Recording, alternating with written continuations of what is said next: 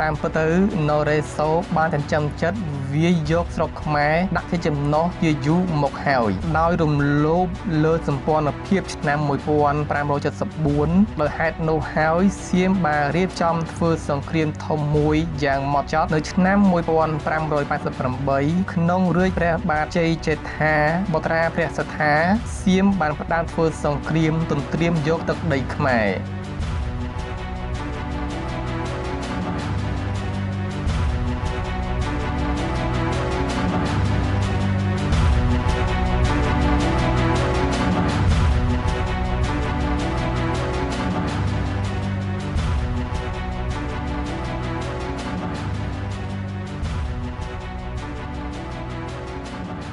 បាទសូមជម្រាបសួរដល់ពុកម៉ែបងប្អូននៅតាមទស្សនាតាមរយៈ Channel ប្រវត្តិនៅថ្ងៃដែរខ្ញុំបាទនឹងលើកយកនៅរឿងរ៉ាវប្រវត្តិសាស្ត្រមួយទៀតមកជម្រាបជូនដល់ពុកម៉ែបងប្អូននៅបានដឹងនោះគឺការវាយលុករបស់សៀមនិងការបែកបាក់បន្ទាយលង្វើកមកជម្រាបជូនដល់ពុកម៉ែបងប្អូននៅបានដឹងដូច្នេះសូមពុកម៉ែបងប្អូនរីករាយស្ដាប់ជាមួយខ្ញុំបាទដូចតទៅ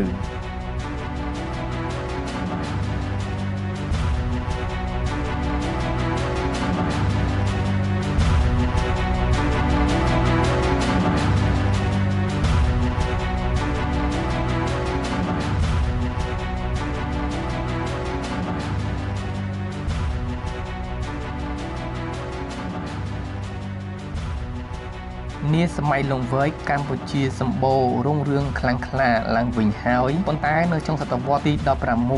ឋានុភាពរាជាណាចក្រខ្មែរបានថយចុះសៀមក៏បានលើកទ័ពនិងប្រើឧបាយកផ្សេងចូលវាយលុកកម្ពុជារហូតវាយយកក្រុងលង្វែកបាននៅក្នុងឆ្នាំ1594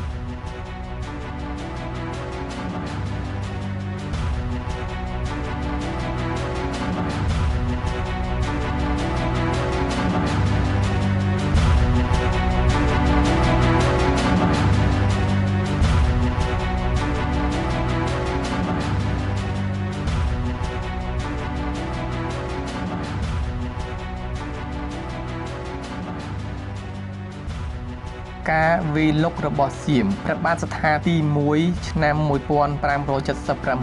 ឆ្នាំ1586ដែលជាបុត្រាច្បងរបស់ព្រះបាទបរមរាជាបានសោយរាជ្យបន្តពីព្រះបិតានៅគ្រិស្តសករាជ1508ពួកភូមាបានវាយលុកចូលប្រទេសសៀមទៀតស្ដេចសៀមក៏បានផ្ញើសារមកថ្វាយស្ដេចខ្មែរដើម្បីសុំជំនួយ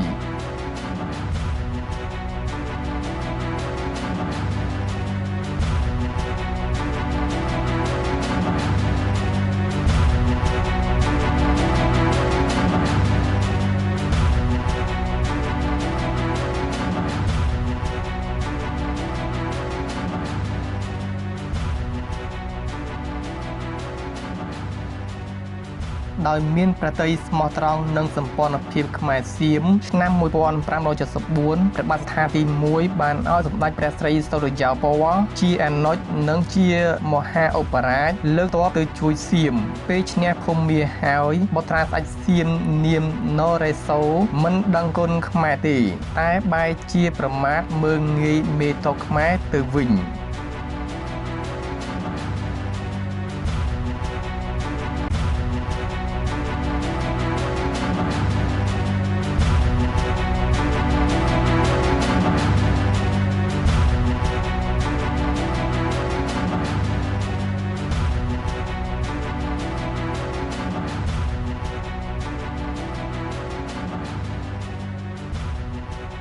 តាមពិតទៅ Noreso បានចិញ្ចឹមចិត្តវាយយកស្រុកខ្មែរដាក់ជាចំណុះជាយូរមកហើយដោយរំលោភលើសម្ព័ន្ធភាពឆ្នាំ1574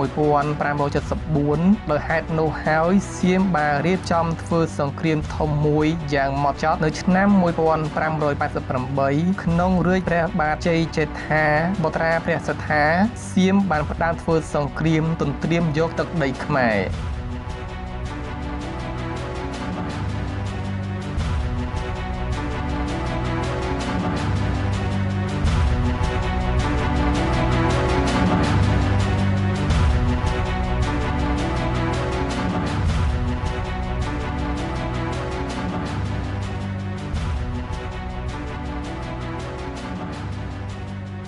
ទ ទ័ពសៀមមានទាហានចំនួន100,000 នាក់ដំរី800ក្បាលនិងសេះចំនួន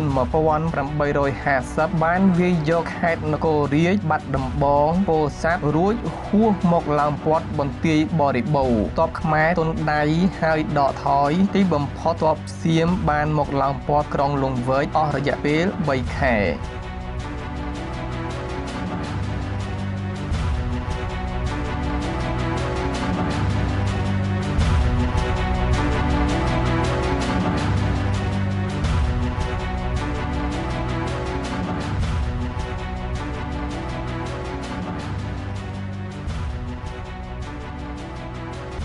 បាទអរគុណឪពុកម៉ែបងប្អូនតាមដានទស្សនាវីដេអូនេះតាំងពីដើមរហូតដល់ចប់សម្រាប់ពេលនេះខ្ញុំបានសូមអរគុណសូមជម្រាបលាជួបគ្នានៅវីដេអូក្រោយទៀត